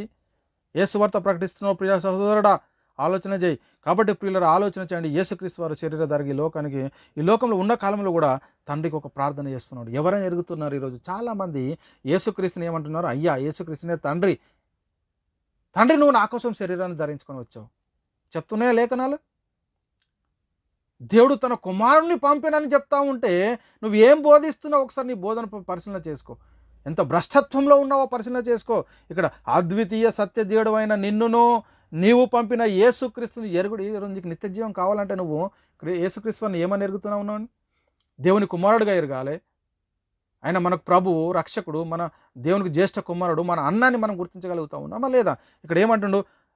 యోహాను సువార్త 17:3 అద్వితీయ సత్య దేవుడు అయిన నిన్నును తండ్రి నువ్వు పంపినావు, నన్ను పంపినావు, నువ్వు పంపిన యేసుక్రీస్తుని ఎరుగుటే నిత్యజీవం. ఈరోజు తండ్రిని తండ్రిగా గుర్తించాలి, కుమారునిగా గుర్తించాలి. అలా గుర్తించకపోతే నీకు నిత్యజీవమో ఉండనే ఉండదు. దేవుని యొక్క సంకల్పంలో నువ్వు లేనట్టే లెక్క. నువ్వు దేవుని ఎదుట పరిశుద్ధంగా మహిమగల సంఘంగా లేనట్టే లెక్క. ఆలోచన చేసుకో. ఎంతటి గొప్ప మహిమను నీకు దొరకకుండా చేస్తూ ఉన్నాడు సాతాను. కానీ నేడు అనేక మంది క్రీస్తుని ఏమని ఎరుగుతున్నారంటే యేసుక్రీస్తే తండ్రి అయిన దేవుడు అని, యేసుక్రీస్తే అయ్యా, ఇదా లేఖనాలు చెప్తా ఉన్నాయి ఎక్కడైనా? ఎంత స్పష్టంగా దేవుడు చెప్తున్నాడు, ఈయన ప్రియ కుమారుడు అని దేవుడు చెప్తా ఉంటే, యేసుక్రీస్తు చెప్తా ఉంటే నా తండ్రి పనుల మీద నేను ఉండవాలని నా తండ్రి లోకానికి నన్ను పంపించాడని చెప్తా ఉంటే, యేసుక్రీస్తు అద్వితీయ సత్య దేవుడు అయిన నీవు పంపిన యేసుక్రీస్తుని జరుగుటే నిత్యజీవం అని చెప్తా ఉంటే, ఈరోజు యేసుక్రీస్తుని తండ్రి యేసుక్రీస్తుని అయ్యా అనేటటువంటి అసత్య బోధలకు తీసుకెళ్లాడు సాతాను. ఇకనైనా మేలుకోండి ప్రియులారా. ఎందుకు? యేసుక్రీస్తు వారు రక్త మాంసంలో పాలువాడు కావాల్సి వచ్చింది. ఇకనైనా బోధన మార్చుకోండి. ఇకనైనా నిత్య జీవానికి వారసులు కండి. ఇకనైనా సమయం ఉన్నప్పుడే మరి దేవుణ్ణి వేడుకోండి, ప్రయాదపడండి. మరి ఇప్పుడైనా మరి దేవుని సన్నిధిలో మోకాళ్ళని మరి దేవుణ్ణి మరి ఎరగండి. ఇంకా క్రీస్తుని కూడా యేసుక్రీస్తు వారిని యేసుక్రీస్తుగా తన కుమారుడుగా గుర్తించండి, తండ్రి అయిన దేవుణ్ణి తండ్రిగా గుర్తించండి. అందుకే లేఖనాలు ఏం చెప్తున్నాయంటే, యేసు దేవుని కుమారుడని ఎవడు ఒప్పుకొనునో వానిలో దేవుడు నిలిచున్నాడు, వాడు దేవుని అందున్నాడు. ఈరోజు నువ్వు యేసుక్రీస్తుని దేవుని కుమారుడని ఒప్పుకుంటే తప్ప నీవు దేవుని అందు నిలిచి ఉండేటటువంటి పరిస్థితి లేదు, దేవుడు నీ అందు ఉండేటటువంటి పరిస్థితి లేదు. యోహాను గారు రాసిన మొదటి పత్రిక 4:15, యేసు దేవుని కుమారుడని ఎవడు ఒప్పుకున్నో వానిలో దేవుడు నిలిచున్నాడు, వాడు దేవుని అందు ఉన్నాడు. యోహాను గారు రాసిన మొదటి పత్రిక 5:5, యేసు దేవుని కుమారుడని నమ్మువాడు తప్ప లోకంను జయించిన వాడు మరి ఎవడు? నువ్వు యేసుక్రీస్తు దేవుని కుమారుడని నమ్మితే నీ రోజు లోకంను జయిస్తావు, నిత్య జీవం నుండి నిత్య నరకం నుండి నిత్య జీవానికి వారసుడు అవుతావు. నిత్య జీవమే కావాలంటే నువ్వు యేసుక్రీస్తుని దేవుని కుమారుడని ఒప్పుకోవాలి. ప్రతి వాని నాలుకయు తనైన దేవుని మహిమార్థమై యేసుక్రీస్తు ప్రభువు అని ఒప్పుకోవాలి, యేసుక్రీస్తు దేవుని కుమారుడని ఒప్పుకోవాలి. అందుకే చెప్తున్నాడు, యేసు దేవుని కుమారుడని నమ్మవాడు తప్ప లోకంను జయించినవాడు మరి ఎవడు? కాబట్టి పిల్లలు నేడు క్రీస్తుని ఎవరని ఎరుగుతూ ఉన్నారు? జాగ్రత్త, యేసుక్రీస్తు ప్రభువు, యేసుక్రీస్తు దేవుని కుమారుడు, యేసుక్రీస్తు అయ్యా కాదు, యేసుక్రీస్తు తండ్రి కానే కాదు అని నువ్వు మొట్టమొదట గ్రహించుకోవాల్సిన అవసరం ఎంతైనా ఉంది. యోహాను గారు రాసిన మొదటి పత్రిక 4:1-3 వచనాల్లో చెప్తా ఉన్నాడు ఎలాంటి పరిస్థితి జరుగుతూ ఉంది లోకంలో. ప్రియులారా, అనేకులైన అబద్ధ ప్రవక్తలు లోకంలోనికి బయలు వెళ్ళి ఉన్నారు. వాడే క్రీస్తు విరోధి. ఏం చెప్తా ఉన్నాడు? ఈరోజు యేసుక్రీస్తును పశువుల పాకలో చూడండి, యేసుక్రీస్తును బాలుడైన యేసుగా చూడండి, యేసుక్రీస్తును మరియ కుమారుడుగా చూడండి, యేసుక్రీస్తును దావీదు కుమారుడుగా చూడండి. కానీ మృతుల నుండి తిరిగి లేచడంలో పరిశుద్ధమైనటువంటి ఆత్మను బట్టి దేవుని కుమారుడుగా ప్రభావంతో నిరూపించుకున్న యేసును చూడకండి. పరలోకంలో తండ్రి కుడిపార్శ్వం ఉన్నటువంటి యేసును మాత్రం చూపించట్లేదు. అలా చూడకండి చెప్తా ఉన్నాడు. కానీ నిత్య నరకానికి వెళ్ళేటందుకు బాలుడైన యేసుగా చూపిస్తున్నాడు, మరియ కుమారుడుగా చూపిస్తున్నాడు, పశువుల పాకలో చూపిస్తూ ఉన్నాడు. వాడు ఎక్కడ చూపిస్తూ ఉన్నాడు? ఆలోచన చేయండి ప్రియులారా. అబద్ధ బోధకులు బయలు వెళ్ళారు, అందుకే లోకంలో బయలు వెళ్ళి ఉన్నారు. కనుక ప్రతి ఆత్మను నమ్మక ఆయా ఆత్మలు దేవుని సంబంధమైనవా కావా? చాలా అద్భుతంగా లేఖనాలు హెచ్చరిస్తూ ఉన్నాయి. ఆయా ప్రతి ఆత్మను నువ్వు నమ్మొద్దంట. ఆ నమ్మక ఆయా ఆత్మలు దేవుని సంబంధమైనవో కావో పరీక్షించుడి. యేసుక్రీస్తు శరీరధారి అయి వచ్చనని ఏ ఆత్మ ఒప్పుకొనునో అది దేవుని సంబంధమైనది. ఇది మొట్టమొదట గ్రహించుకోవాలి. యేసుక్రీస్తు శరీరధారి అయి వచ్చాడని ఒప్పుకోవాలి.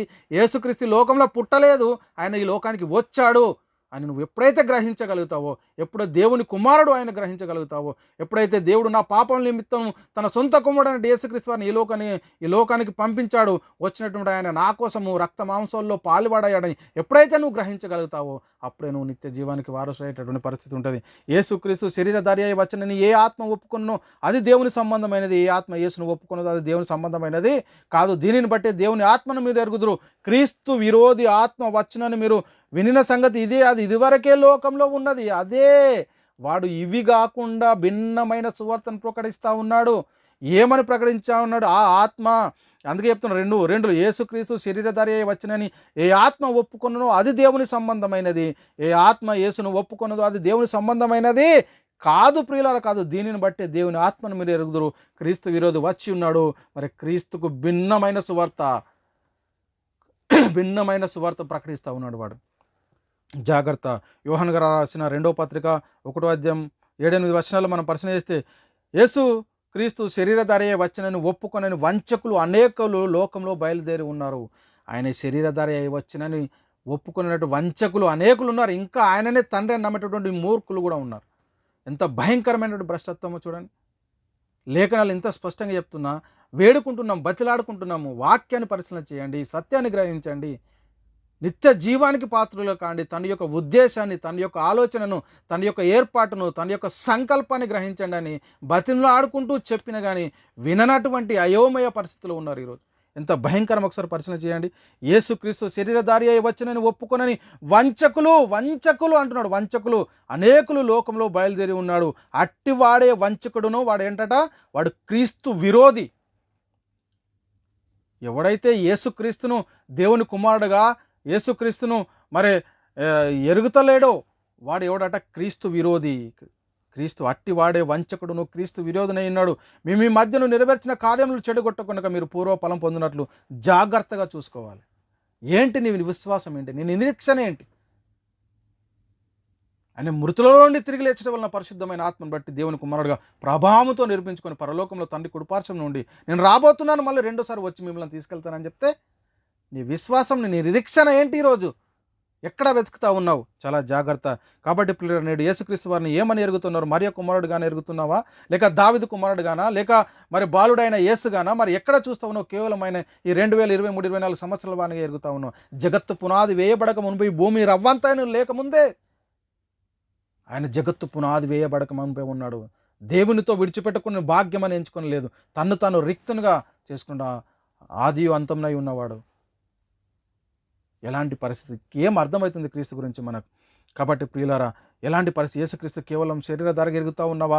లేక మృతుల నుండి తిరిగి లేచడం వలన పరిశుద్ధమైనటువంటి ఆత్మను బట్టి దేవుని కుమారుడుగా ప్రభావముతో నిర్మించుకున్నటువంటి కాలంలో ఉన్నావా? ఆయన నిరూపించుకున్నాడండి ప్రభావముతో. మరి దేవుని కుమారుడుగా నిరూపించుకున్నాడు. మరి ఎలాంటి ఆలోచన చేయండి, ఎలాంటి పరిస్థితిలో ఉన్నాం? సత్యాన్ని ఒకసారి గ్రహించండి ప్రియులారా.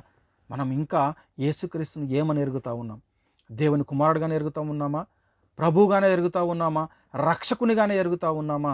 లేక మరి ఆయన రక్త మాంసములు ధరించుకొని లోకానికి ఎందుకు రావాల్సి వచ్చిందంటే, జీవిత కాలమంతా మరణ భయం చేత దాస్యంలోనికి లోబడి ఉన్నటువంటి మనలను మరణం ద్వారా నశింపజేయుటకు ఆయన రక్త మాంసంలో పాలుపడాయని గుర్తించగలిగావా?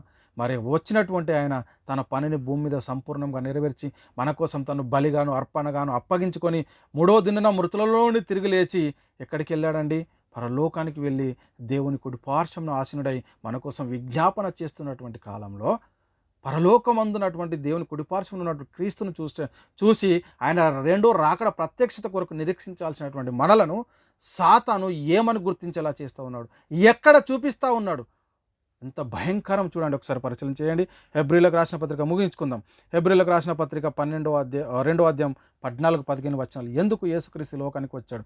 కాబట్టి ఆ పిల్లలు రక్త మాంసములు గలవారైనందున ఆ ప్రకారమే మరణం యొక్క బలం గలవాని, అనగా అపవాదిని మరణం ద్వారా నశింపజేయుటకును, జీవిత కాలమంతయు మరణం భయం చేత దాస్యములకు లోపడిన వారిని విడిపించుటకును ఆయన కూడా రక్త మాంసంలో పాలుపడాడు. మరణ భయం చేత చనిపోతే లేస్తారని నిరీక్షణ లేదు, మృతులు లేస్తారనేటువంటి నిరీక్షణే లేదు. అలాంటిది యేసుక్రీస్తు వారి లోకానికి వచ్చి మృతుల నుండి తిరిగి లేచాడు. దేవుడు తన శక్తి వలన క్రీస్తును లేపాడు, మనల్ని కూడా తన శక్తి వలన లేపుతాడు. దేవుడు క్రీస్తును మృతుల నుండి లేపాడు, తన శక్తి వలన మనల్ని కూడా లేపేటటువంటి పరిస్థితి. ఈరోజు మన విశ్వాసం ఏంటి? యేసుక్రీస్తు శరీరధారి అయి ఎందుకు ఈ లోకానికి వచ్చాడు ప్రియులారా? నీ కోసము నా కోసము తాను బలిగా అర్పణగా అప్పించుకొని దేవుని ఎదుట మనల్ని పరిశుద్ధులుగాను నిర్దోషులుగాను మహిమగల సంఘముగా దేవుని ఎదుట మనల్ని నిలబెట్టడానికి వాక్యం చేత ఉదుక స్నానం చేత తాను పవిత్రపరచుకున్నాడు. మన కోసం అర్పణగాను బలిగాను అప్పగించుకున్నాడు. వచ్చినటువంటి ఆయన తన పనిని ఈ లోకంలో సంపూర్ణంగా ముగించేశాడు. అపోస్తులు ప్రకటించారా? క్రీస్తు జన్మదినాలు చేశారా వాళ్ళు? అపోస్తులు క్రీస్తు చేసే ముఖ్యమైన మూలరాయి ఉండగా అపోస్తుల ప్రవక్తలు వేసిన పునాది, పరిశుద్ధులకు ఒకేసారి అప్పగింపబడిన బోధ, ఆత్మ యొక్క నియమంలో ఎక్కడైనా క్రీస్తు జన్మదిన వేడుకలు జరిగించారా? ఎక్కడైనా క్రిస్మస్ పండుగ ఆచరించారా? చూడండి, ఎందుకు? పరిశుద్ధాత్ముడు చెప్పండి, దేవుడు చెప్పండి, క్రీస్తు చెప్పండి మనం చేపిస్తున్నాడు, మనతో చేపిస్తున్నాడు ఎవడంటే సాతాను ప్రియులారా. ఈరోజు అందుకే యేసుక్రీస్తు ఒక మాట చెప్తున్నాడు, ఈ లోకంలో ఉన్నప్పుడు మనిషి కుమారునికి విరోధంగా పాపం చేసిన కానీ పాప క్షమాపణ కలదు, కానీ మరి పరిశుద్ధాత్మనికి విరోధంగా పాపం చేసిన వానికి ఈ యుగమందైనను రాబో యుగమందైన పాప క్షమాపణ లేదంటుండు. ఈరోజు యేసుక్రీస్తును దేవుని కుమారుడని ఒప్పుకోవాలి. యేసుక్రీస్తు నా పాపాల నిమిత్తం ఈ లోకానికి తండ్రి అయిన దేవుడు క్రీస్తుని లోకానికి పెంపడు వచ్చినట్టు ఆయన నా కొరకు తను బలిగా అర్పణగా అప్పగించుకున్నాడు. ఆయన మృతుల నుండి మరి లేఖనముల ప్రకారం ఆయన సమాధి చేయబడ్డాడు. మరి లేఖనంలో 3వ దినం మృతుల నుండి తిరిగి లేచి పరలోకానికి వెళ్ళి తండ్రి కురుపార్శ్వంలో ఉన్నాడు. మరి ఆయన చెప్తున్నాడు, పోయేటప్పుడు చెప్తా ఉన్నాడు, ఆయన పరలోకానికి వెళ్ళేటప్పుడు మళ్ళీ నేను వస్తాను, నా దగ్గర ఉండుటకు మిమ్మల్ని తీసుకెళ్తానని చెప్తా ఉంటే మనం నిరీక్షించాల్సింది ఈరోజు ఏంటంటే యేసుక్రీస్తు రెండో ప్రత్యక్షత కొరకు వచ్చినటువంటి అప్పుడు మనము తీసుకెళ్ళి తండ్రికి అప్పచెప్తాడు. అప్పుడు సదాకాలం దేవునితో మనం ఉంటామని ఆ నిరీక్షణ ఉండాల్సినటువంటి మనల్ని మరి ఈరోజు క్రైస్తవులని పేరు పెట్టుకుంటున్నటువంటి అనేక మందిని అపవాది మోసం చేస్తూ ఎక్కడ చూపిస్తున్నాడు క్రీస్తును? మీ జీవం ఎక్కడుంది? క్రీస్తు కూడా దాచబడి, అంటే మీరు మృతి పొందితే మీ జీవం క్రీస్తు కూడా దాచబడి ఉంది. ఎక్కడ? పరలోకమందు. మీ పౌరస్థితి పరలోకమందు ఉంది. చూడండి ప్రియులారా, మనం ఇలాంటి పరిస్థితిలో ఉన్నాము. క్రీస్తుని దేవుడు ఎందుకు ఈ లోకానికి పంపించినటువంటి ఉద్దేశం ఏంటి? వచ్చినటువంటి ఆయన తన పనిని ఈ లోకంలో సంపూర్ణంగా నెరవేర్చి తండ్రిని మహిమపరిచి పరలోకానికి వెళ్ళి తండ్రి కుడిపార్శ్వంలో ఉన్నాడు. ఆయన రెండో రాకడ రాబోతా ఉన్నాడు. కాబట్టి అపోస్తులు ప్రకటించింది మనము ప్రకటించకూడదు. ఆత్మ యొక్క నియమంలో లేనిది, పరిస్థితులకు ఒకేసారి అప్పగింపబడిన బోధలేంది, ఆ బోధలో లేనిది మనం ఏది కూడా ప్రకటించాలి. క్రీస్తు చేసే ముఖ్యమైన మూల అపోస్తలులు ప్రవచించిన పునాది ఏదైతే ఉందో ఆ పునాదుల్ని మరి యేసుక్రీస్తు దేవుని కుమారుడు అని ఉంది, యేసుక్రీస్తు ప్రభువు అని ఉంది, యేసుక్రీస్తు మన పాపాల నిమిత్తము మరి తండ్రి అయిన దేవుడు ఈ లోకానికి పంపించాడని వచ్చినటువంటి ఆయన తను మరి బలిగా అప్పగించుకొని మృతుల నుండి తిరిగి లేచి మరి పరలోకానికి వెళ్ళి పరిశుద్ధాత్మని ఈ లోకానికి పంపించడం ద్వారా ఈ లోకంలో ఉన్నటువంటి అపోస్తులు పరిశుద్ధాత్మను పొందుకుని పరిశుద్ధాత్మ ద్వారా ఏదైతే వాక్యం ప్రకటించబడుతుందో ఆ వాక్యం అందు విశ్వసించి మారు మనసు పొంది పశ్చాత్తాపడి యేసుక్రీస్తు నామములో బాప్తిసం తీసుకుంటే రక్షించబడతారు, దేవుని కుమారులుగా ఉంటారు, దేవుని ఎదుట ఉండేటటువంటి పరిస్థితి. కాబట్టి ఆలోచన చేయండి, అర్థం చేసుకోండి, సత్యాన్ని గ్రహించండి. ఎందుకంటే పిల్లలు మేము ముందే చెప్పాము, ఈ వాక్యం ఒక వ్యక్తిని గురించి కానీ, ఒక సంఘాన్ని గురించి కానీ, ఒక సంస్థ గురించి కానీ ఎవరిని కూడా ఉద్దేశించి చెప్పేటటువంటి కాదు. ఎందుకంటే క్రీస్తు ప్రేమ మమ్మల్ని బలవంతం చేయడం ద్వారా సాతాను మనల్ని ఎలా మోసం చేస్తూ ఉన్నాడు అనేది మీ ముందుకు తెలియజేయడానికే మరి లేఖనం ద్వారా మీ ముందుకు వచ్చాం ప్రియులరా. కాబట్టి ఇందులో సత్యాన్ని గ్రహిస్తారని, మరి సత్యానికి లోబడతారని, ఇక ఇదటైనా మరి దేవుని చిత్తానికి లోబడి దేవుని ఇష్టానుసారంగా జీవిస్తారని మరి వేడుకుంటున్నాను. అట్టి కృప దేవుడు మీకు అనుగ్రహించిన గాక. సహోదరులారా, మరి చెప్పబడినటువంటి వాక్యం మన అందరి హృదయంలో నీరు కట్టి ఫలింపజేయను గాక. మేము ప్రకటిస్తున్న ప్రతి ఒక్క ప్రసంగం యూట్యూబ్ ఛానల్లో అప్లోడ్ చేయబడుతుంది. యూట్యూబ్ చర్చ్లో BW అకాడమీ, అదేవిధంగా బైబిల్ విజ్డమ్ అకాడమీ బెహరన్ అని మీరు టైప్ చేసినట్టు 2 ఛానల్లో మా వాక్యాలు ఉంటాయి. మీరు కూడా వినండి, ఆలోచన చేయండి, అర్థం చేసుకోండి, సత్యాన్ని గ్రహించండి, అనేక మందికి షేర్ చేయండి. మరి మీరు కూడా మా పరిచయంలో పాలి భాగస్తులు కావాలంటే మీరు చేయాల్సిన దానిలో ఒకటే, మీ అనుదిన ప్రార్థనలో దేవుని సన్నిధిలో మా పరిచయం మిమ్మల్ని జ్ఞాపకం చేసుకోవడం ద్వారా మీరు కూడా మా పరిచయంలో పాలి భాగస్తులు కాగలరు. దేవుడు మిమ్మల్ని దీవించి ఆశీర్వదించిన గాక. ఆమేన్. అందరికీ వందనములు, దేవునికి స్తోత్రములు.